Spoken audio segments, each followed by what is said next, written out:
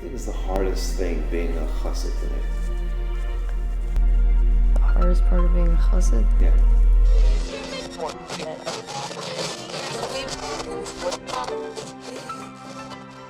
I don't know.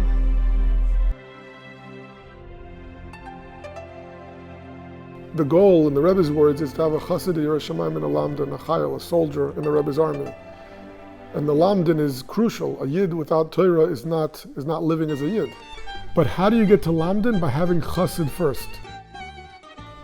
Sometimes this is misinterpreted by the community as making learning less important, as decreasing the value of Torah. Whereas the reality is that we're increasing the value of Torah by saying the chassid is the one that's going to be learning Torah.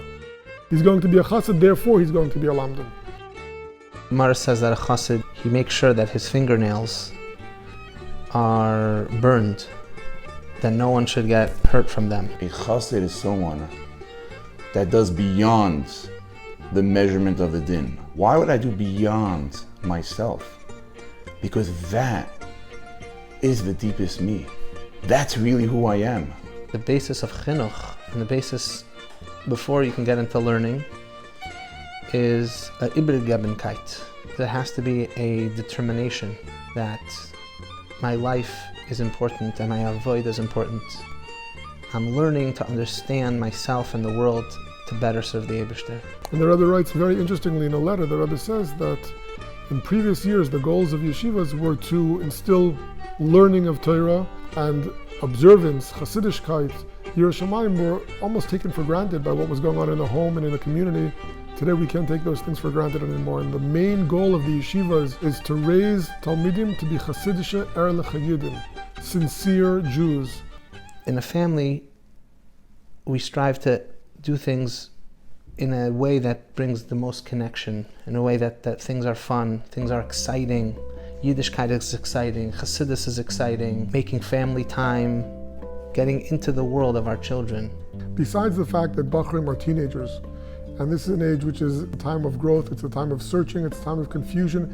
Today the challenges are even more because today's Bachrim are exposed to a world which is very powerful, it's very attracting. So in addition to just finding your way as a chassid, you also have to find your way as a citizen of the 21st century.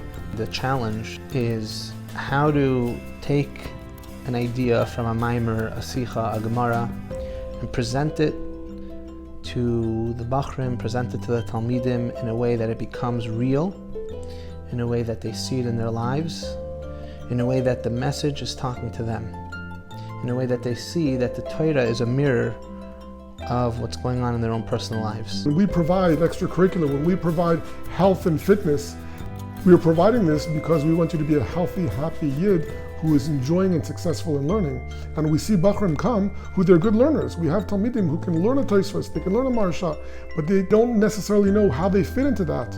Or they don't enjoy life in general, so they're good learners because they're good students. But here they can flourish and they can be happy as learners. Whereas one parent told me, my son already knew how to learn Tosfos. Now he enjoys learning Tosfos. For a yeshiva to be successful with your son, with this bacher, with this Talmud, if he's getting one message at home and a whole different message in yeshiva, it's very, very difficult. And I think it would be very beneficial if the parents don't just send their children to these yeshivas, but actually be somewhat of a living example from what they want their children to be